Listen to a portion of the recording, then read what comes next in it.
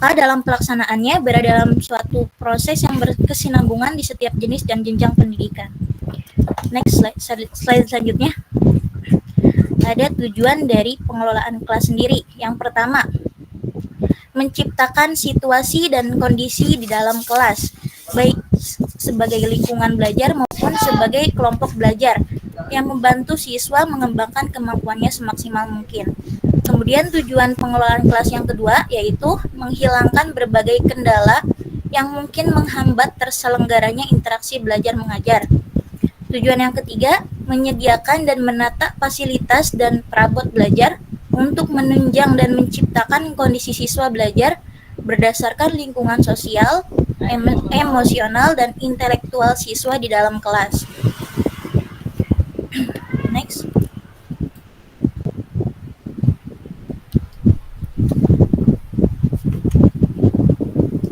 Nah, di sini ada perencanaan pengelolaan kelas. Pengelolaan kelas tidak hanya berkaitan dengan masalah teknis atau strategis, tetapi juga lebih berkaitan dengan faktor pribadi siswa di dalam kelas. Pengelolaan kelas yang berfokus pada bagaimana mengelola individu yang ada akan lebih berkontribusi terhadap pengembangan pribadi siswa dan guru. Nah, pada dasarnya, pengelolaan harus direncanakan agar pelaksanaannya mempunyai arah dan tujuan yang jelas. Proses perencanaan pengelolaan kelas dilakukan sebelum memulai dan mengakhiri proses pembelajaran. Hal ini sangat penting agar kegiatan pembelajaran tidak terganggu. Nah, perencanaan pengelolaan kelas sendiri dimulai dari perencanaan, kemudian pelaksanaan, lalu evaluasi, pengawasan, serta faktor-faktor yang mendukung dan menghambat pengelolaan kelas. Next.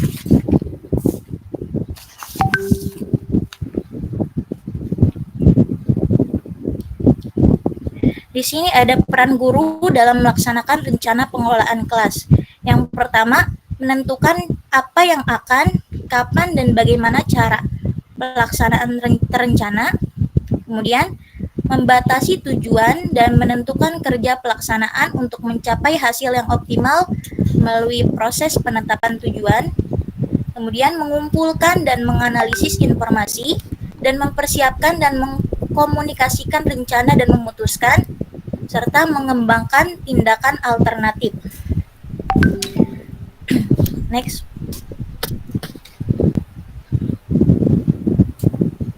Nah, ini berdasarkan hasil penelitian, guru dalam menyusun rencana untuk mencapai tujuan yang pertama yang harus dilakukan guru yaitu rencana pengelolaan fasilitas, kemudian rencana pengelolaan pengajaran, dan yang ketiga rencana pengelolaan siswa atau peserta didik. Mungkin itu saja yang dapat saya sampaikan. Selanjutnya materi yang kedua akan disampaikan oleh Saudari Wirda. Kepadanya dipersilahkan. Baik, terima kasih pada Teh Mila. Selanjutnya di sini saya akan membahas tentang prinsip-prinsip pengelolaan kelas. Konsep pengelolaan kelas dapat diterapkan untuk mengurangi permasalahan gangguan di dalam kelas. Nah, maka penting bagi guru untuk memahami dan menguasai dalam prinsip-prinsip manajemen kelas berikut ini. Yang pertama, yaitu hangat dan semangat. Dalam proses pendidikan, kehangatan dan semangat sangatlah penting. Pengelolaan kelas yang sukses dicapai oleh guru yang selalu baik hati dan akrab dengan siswanya, serta menunjukkan kegembiraan terhadap tugas atau aktivitas. Yang kedua, yaitu tantangan. Pemanfaatan bahasa, perilaku, teknik, atau sumber daya membuat keinginan belajar siswa akan tumbuh karena adanya tugas yang menantang, sehingga menurunkan resiko terjadinya perilaku menyimpang.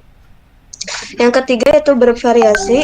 Pengelolaan kelas yang bervariasi bergantung pada berbagai faktor termasuk penggunaan alat, media, atau teknologi bantu, gaya mengajar guru, pola interaksi antara guru dan siswa yang membatasi terbentuknya gangguan dan pemanfaatan sumber daya.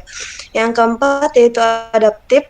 Lingkungan belajar mengajar yang produktif dapat tercipta melalui perilaku guru yang adaptif dalam menyesuaikan taktik mengajarnya. Yang kelima, penekanan dalam hal yang positif.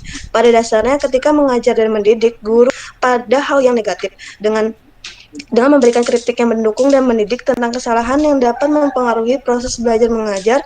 Penekanan ini dapat dicapai. Dan yang keenam yaitu penekanan dalam hal yang positif. Hasil akhir dari pengelolaan kelas adalah anak menjadi disiplin. Oleh karena itu, guru harus selalu menunjukkan pengendalian diri dan tanggung jawab terhadap siswanya. Selanjutnya, ada pendekatan dalam pengelolaan kelas. Menurut Syaiful Bahir, terdapat 9 pendekatan dalam pengelolaan kelas. Yang pertama yaitu pendekatan otoriter atau kekuasaan. Dalam metode ini, guru dan siswa biasanya mencapai kesepakatan di awal proses pembelajaran tentang apa yang boleh dilakukan dan apa yang tidak boleh dilakukan. Namun guru juga harus konsisten menggunakannya, tidak hanya siswa saja. Yang kedua yaitu pendekatan intimidasi atau ancaman. Strategi intimidasi juga berusaha mengatur tingkah laku siswa ketika mereka belajar. Namun berbeda dengan pendekatan lain karena strategi ini dilakukan dengan memberikan ancaman terhadap siswa seperti melarang atau memaksa mereka melakukan sesuatu. Teknik ini dapat dihilangkan jika guru masih dapat menyelesaikan masalah tersebut dengan menggunakan strategi lain. Yang ketiga, pendekatan permisif atau kebebasan. Strategi permisif adalah strategi yang menekankan kebutuhan sekaligus memaksimalkan otonomi siswa. Yang keempat, ada pendekatan pembelajaran. Strategi ini didasarkan pada gagasan bahwa persiapan dan pelaksanaan dapat menghentikan timbulnya masalah perilaku siswa. Yang kelima, pendekatan resep. Metode ini berbentuk saran-saran yang memuat daftar tindakan yang sebaiknya atau tidak boleh dilakukan seorang guru dalam menanggapi berbagai permasalahan pengelolaan kelas. Yang keenam, pendekatan perubahan tingkah laku. Prinsip mendasar dari strategi ini yaitu bahwa perilaku adalah produk akhir dari proses pembelajaran. Yang ketujuh, pendekatan sosio-emosional. Strategi ini didasarkan pada gagasan bahwa pembelajaran yang efektif bergantung pada hubungan antara siswa, guru, dan pembelajar lainnya. Yang kedelapan, pendekatan kelompok. Agar kelompok-kelompok di kelas menjadi kelompok yang produktif, maka pengajar harus mampu membangun momentum. Selain itu, metode ini menuntut guru untuk mampu menjaga ketentuan yang mendukung interaksi kelompok sehingga mereka dapat berfungsi dengan baik setiap saat. Yang kesembilan yaitu pendekatan alektis atau ruralistik. Konseling alektik disebut juga pendekatan alektik adalah suatu pendekatan metodologis dalam konseling yang menganut cara pandang dan orientasi teoritis atau approach yang merupakan perpaduan berbagai aspek yang diambil dari berbagai konsepsi dan pendekatan. Selanjutnya ada penataan ruang kelas. Yang pertama yaitu pengaturan tempat duduk. Tempat duduk siswa berdampak pada pembelajaran. Siswa akan dapat belajar dengan tenang apabila tempat duduknya nyaman, tidak terlalu rendah, tidak terlalu besar, berbentuk bulat, persegi dan panjangnya sesuai dengan keadaan tubuh siswa. Selanjutnya yaitu pengaturan alat pengajaran. Bahan ajar yang dapat diatur di dalam kelas, misalnya perpustakaan kelas tersedia di setiap kelas, ruang kelas harus dilengkapi dengan alat peraga, bahan ajar atau keduanya, papan tulis, kapur tulis, dan lain-lainnya. Ukurannya disesuaikan, warnanya harus kontras, penempatan memperlihatkan estetika dan terjangkau oleh semua siswa. Lalu papan kehadiran siswa terletak di depan sehingga semua siswa dapat melihatnya. Yang ketiga ada penataan keindahan dan kebersihan kelas. Misalnya hiasan dinding atau panjangan kelas hendaknya dimanfaatkan untuk kepentingan pengajaran. Misalnya dapat foto gambar burung Garuda, teks proklamasi, foto para pahlawan, presiden, terus penempatan lemari untuk buku-buku di depan, alat-alat peraga itu di belakang. Terus menjaga kebersihan setiap siswa, membersihkan kelas secara bergiliran. Selanjutnya yang keempat ada ventilasi dan tata cahaya. Jendelanya itu harus cukup besar agar sinar matahari dapat masuk. Udara yang sehat dan berventilasi baik sehingga siswa di dalam kelas dapat menghirup udara bersih. Siswa harus dapat melihat tulisan dengan jelas, tulisan di papan tulis. Nah, di sini ada contoh pengaturan tempat duduk atau penataan tempat duduk. Yang pertama, yang ini adalah pola berderet. Biasanya anak-anak yang bertubuh tinggi duduk di belakang, sedangkan anak-anak yang bertubuh pendek itu duduk di depan dalam barisan lurusnya. Dengan tempat duduk yang dengan bagi berdasarkan tinggi dan pendeknya, hal ini bertujuan untuk melindungi siswa yang kurang tinggi dari teman-teman kelas yang menutupi papan tulis gitu.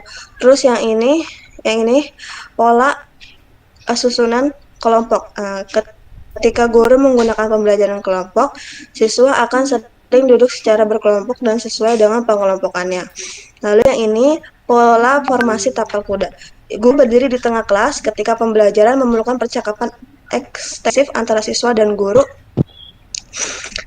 Postur ini biasanya digunakan ketika itu. Lalu ada pola lingkaran. Ini agar siswa dapat berbicara satu sama lain secara langsung. Posisinya diatur dalam bentuk lingkaran atau juga bisa dalam bentuk persegi.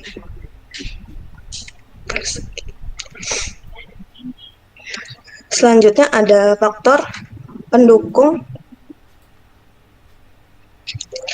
dari pengelolaan kelas. Yang pertama yaitu kurikulum. Setiap jenjang dan jenis sekolah harus memiliki kurikulum yang dapat mengikuti perkembangan kebutuhan masyarakat yang semakin rumit dalam melaksanakan proses belajar mengajar yang bermanfaat bagi pengembangan pribadi siswa. Kurikulum yang diterapkan di sekolah mempunyai dampak yang signifikan terhadap kegiatan kelas. Lalu ada gedung dan sarana kelas, jumlah, ukuran, penempatan, dan dekorasi setiap ruangan dalam suatu gedung sekolah, semuanya harus direncanakan dan semuanya harus disesuaikan dengan kurikulum yang digunakan. Namun karena ruangan atau strukturnya bersifat permanen dan kurikulum terus berubah, diperlukan pengelolaan ruang atau fasilitas yang kreatif. Lalu ada guru. Tanpa kegiatan implementasi suatu program kelas tidak akan ada gunanya karena kedudukannya sebagai pemimpin pendidikan di kalangan siswa di suatu kelas, maka fungsi guru menjadi sangat penting. Oke, selanjutnya itu murid. Guru harus memanfaatkan murid untuk menciptakan lingkungan belajar mengajar yang efisien. Anak yang bersekolah di lembaga pendidikan formal khususnya sekolah untuk melanjutkan pendidikannya harus tumbuh dan berkembang secara mental. Selanjutnya itu dinamika kelas. Dinamika kelas yang dihasilkan oleh kreativitas dan inisiatif siswa sebagai suatu kelompok hanyalah lingkungan kelas yang dipenuhi dengan dorongan untuk terlibat secara terarah. Oleh karena itu, setiap guru di kelas harus berupaya untuk menyampaikan berbagai pandangan. Dengan demikian, cara pandang, gagasan, kemampuan, potensi, dan tenaga siswa dapat dimanfaatkan dengan baik. Nah, selanjutnya ada faktor penghambat dari pengelolaan kelas. Faktor penghambat dari pengelolaan kelas itu ada juga dari guru, yaitu misalkan tipe kepemimpinan guru, format yang monoton, kepribadian gurunya, pengetahuan guru yang kurang, dan pemahaman guru tentang peserta didik juga kurang. Selanjutnya ada peserta didik atau siswa. Nah, siswa harus sadar bahwa dirinya mempunyai hak dan tanggung jawab. Jika misalkan dia mengganggu teman-temannya saat belajar, berarti tidak menaati kewajibannya sebagai siswa atau peserta didik. Selanjutnya ada lingkungan keluarga. Guru seringkali menangani masalah yang berasal dari lingkungan rumah. Latar belakang yang menyebabkan siswa melakukan pelanggaran di kelas antara lain perilaku buruk di rumah seperti tidak terorganisir, mengabaikan peraturan, terlalu bebas atau terlalu mengekang, suka terbawa ke dalam kelas. Selanjutnya ada fasilitas. Upaya seorang guru untuk memaksimalkan programnya bergantung pada fasilitas yang telah ada. Namun dengan sedemikian, fasilitas yang belum selesai akan menjadi hambatan besar bagi aktivitasnya. Baik, selanjutnya saya serahkan kembali kepada moderator. Nah, itu tadi penjelasan dari kelompok kami. Izinkan saya menyampaikan kesimpulan dari hasil presentasi tadi. Jadi kesimpulannya, pada hakikatnya pengelolaan kelas merupakan suatu usaha yang dilakukan dengan sengaja untuk mencapai tujuan pendidikan. Atau kesimpulan sederhananya, pengelolaan kelas merupakan kegiatan menciptakan ruang kelas untuk tujuan pengajaran, gitu ya. Mungkin itu saja yang kelompok kami sampaikan atau kelompok kami presentasikan. Baik, selanjutnya kita buka sesi pertanyaan untuk kelompok. Langsung dipimpin oleh moderator. Gimana Pak? Langsung dipimpin oleh moderator. Sebutkan nama yang nanya, catat pertanyaannya. Buat laporan ya. Siap. Ya, silakan.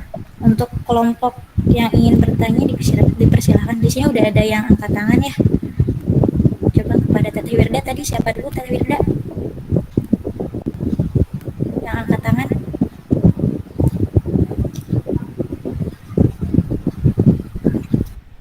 Tadi siapa dulu? Teh Laura. Oke, kepada Teh Laura dipersilahkan. Assalamualaikum warahmatullahi wabarakatuh. Waalaikumsalam warahmatullahi wabarakatuh. Perkenalkan, nama saya Laura Fidela dari kelompok 5. Izin bertanya. Jelaskan jika kalian menjadi guru, bagaimana cara kalian memberikan suasana belajar terbaik bagi siswa sambil mengarahkan siswa yang mengganggu. Oke, terima kasih Teh Laura. Selanjutnya. Terima kasih. Dan jangan lupa di list di grup ya untuk pertanyaannya. Selanjutnya siapa Teh Wirda? Yang kedua tadi angkat tangan. Kepada Teh Galuh Ratri dipersilahkan. Assalamualaikum warahmatullahi wabarakatuh. Saya Galuh Ratri Rakasiwi dari kelompok 7. Untuk pertanyaannya, pengaturan tempat duduk itu biasanya dilakukan sesuai dengan kegiatan yang akan dilakukan. Menurut kalian, bagaimana pendidik mengatasi hal tersebut dalam kondisi fasilitas yang terbatas? Terima kasih. Oke, terima kasih kepada Teh Galuh. Dan pertanyaan selanjutnya tadi yang angkat tangan Teh Melisa dulu ya. Pada Teh Melisa dipersilahkan. Oke, izin bertanya. Sebelumnya, perkenalkan nama saya Melisa Dwi Pangesti Wijaya dari kelompok 3. Sini saya mau nanya, mengapa pengelolaan kelas memiliki peran penting dalam mendukung keefektifan pembelajaran? Terima kasih. Oke, selanjutnya pertanyaan selanjutnya tadi yang angkat tangan. Sebentar. Kepada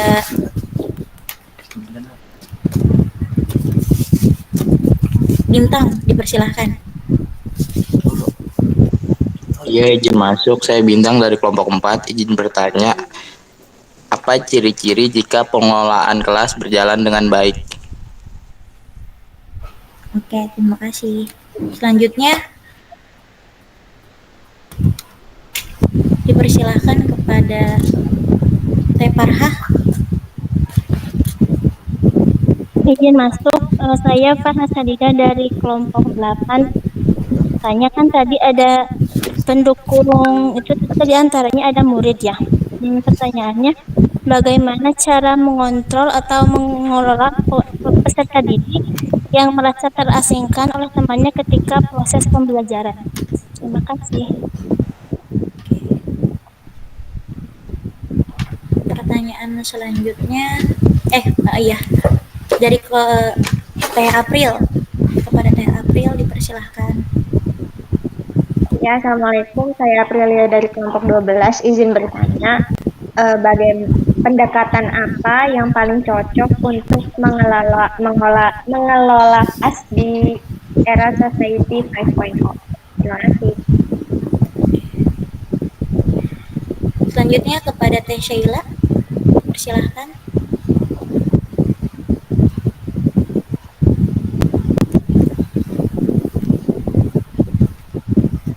Oke, baik. Terima kasih sebelumnya kepada moderator. Izinkan saya bertanya.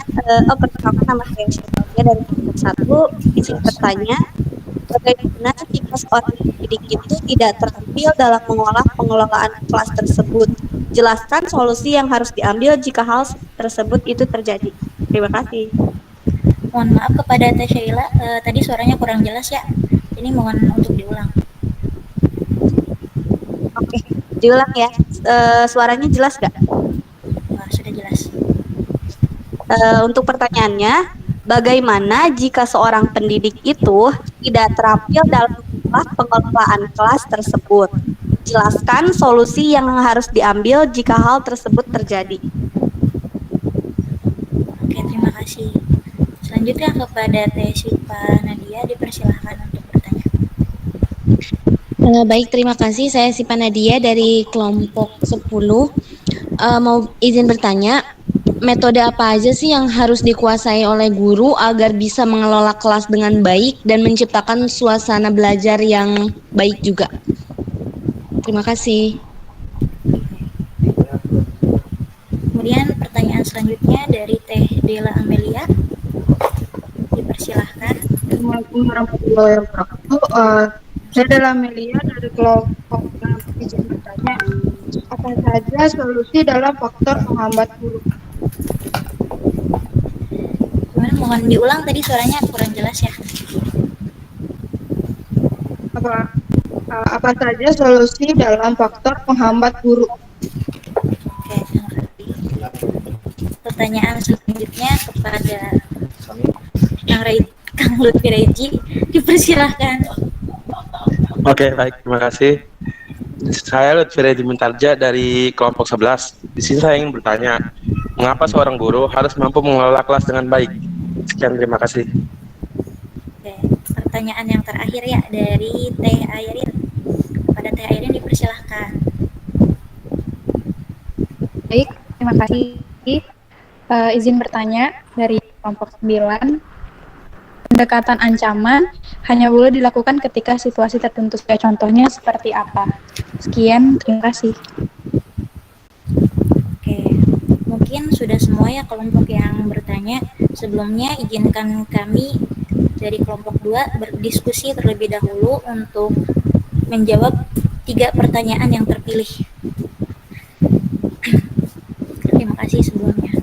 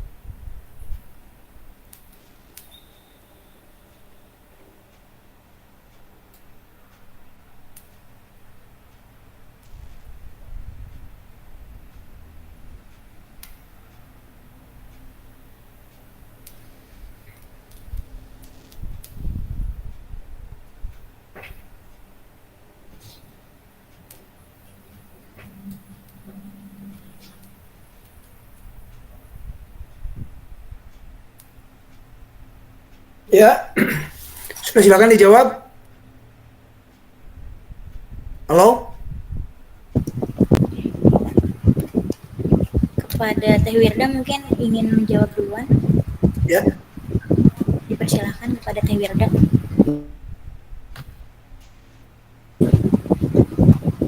Cukup 3 pertanyaan saja. Baik, izin menjawab pertanyaan Kang Bintang, yaitu apa ciri-ciri jika pengelolaan kelas berjalan dengan baik? Ciri-ciri pengelolaan kelas berjalan dengan baik, misalnya lingkungan belajar itu terasa aman. Siswa merasa aman untuk berpartisipasi dan berbicara dalam kelas tanpa takut diintimidasi oleh temannya. Terus juga pembagian waktu yang efisien. Waktu pembelajaran digunakan secara efisien itu juga bisa dilihat. Terus keterlibatan siswa, siswa aktif terlibat dalam pembelajaran. Terus juga pemanfaatan teknologi dalam sumber daya. Mungkin itu saja. Terima kasih. Selanjutnya. Oke, di sini izinkan saya untuk menjawab pertanyaan dari Sipa. Tadi pertanyaannya, bentar. Bukan Sipa ya, mohon maaf. Tadi pertanyaan dari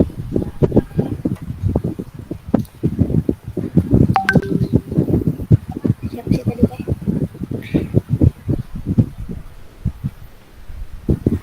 Mana ya? Sebentar Pak.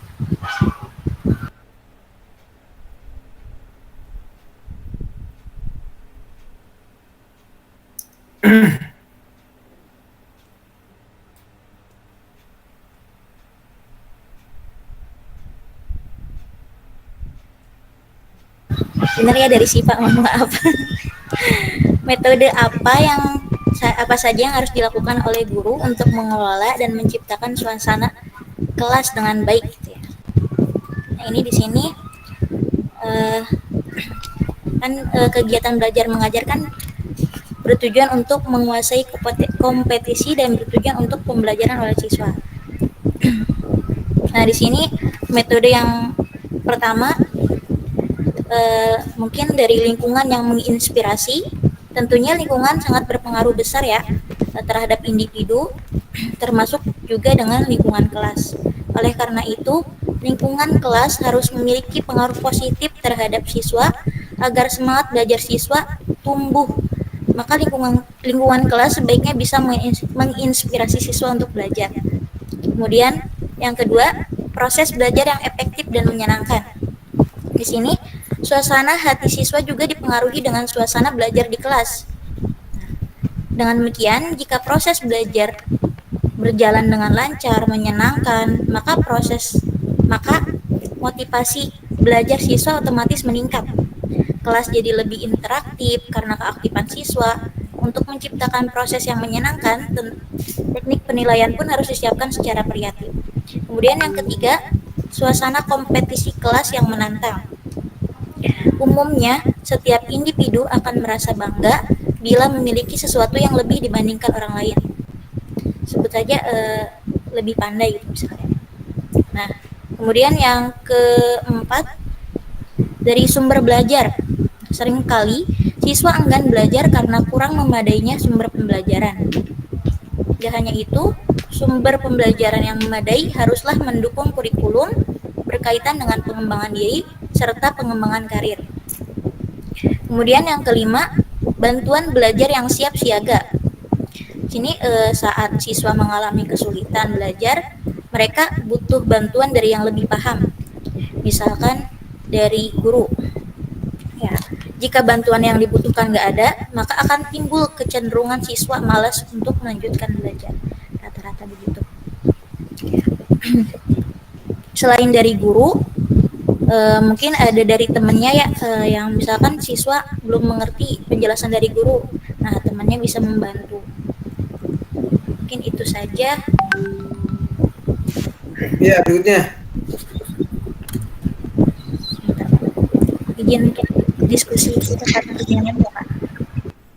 Baik, izin menjawab pertanyaan dari Teh Laura, yaitu pertanyaannya, jelaskan jika kalian menjadi guru, kita menjadi guru, bagaimana cara kita memberikan suasana belajar terbaik bagi siswa sambil mengarahkan siswa yang mengganggu.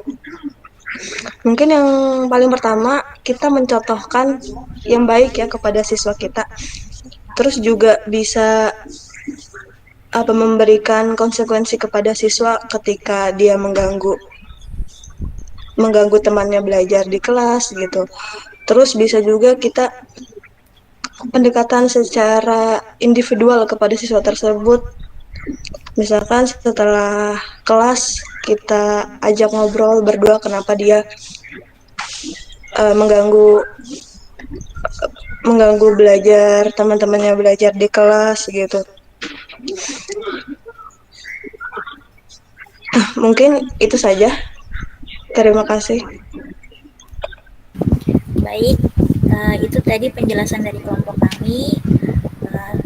Sekian yang dapat kelompok kami jawab dan sekian yang dapat kelompok kami presentasikan dari pengelolaan kelas. Saya harap teman-teman semua mengerti pembahasan yang dibawakan oleh kelompok kami. Mungkin kelompok kami tutup. Assalamualaikum warahmatullahi wabarakatuh. Waalaikumsalam warahmatullahi wabarakatuh. Ya, pengelolaan kelas sangat menarik ya untuk kita pelajari. Jadi ini luar biasa. Kan kalau belajarnya ingin efektif dan efisien, maka ya kelas harus dikelola. Tadi ada prinsip-prinsipnya, ada cara-caranya, pendekatan-pendekatannya sudah lengkap ya. Saya tidak akan membahas lagi, cukup jelas, tinggal dibaca saja. Ingat tugas individunya, ya mereview makalah dan handout serta penampilan, tambah juga menjawab soal ya, kuis ya yang tadi dibacakan oleh temannya. Tugas kelompok membuat laporan ya tertulis, ada formatnya. Yang lainnya sudah ditampilkan ya. Dan ya mengedit ini kan direkam, mengeditnya dan ditampilkan di YouTube. Ini sudah di SS lagi belum? Sudah SS lagi belum? Akan di SS dulu.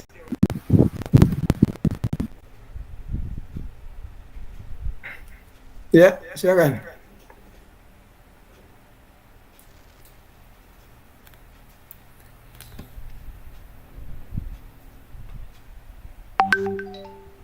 Sudah ya?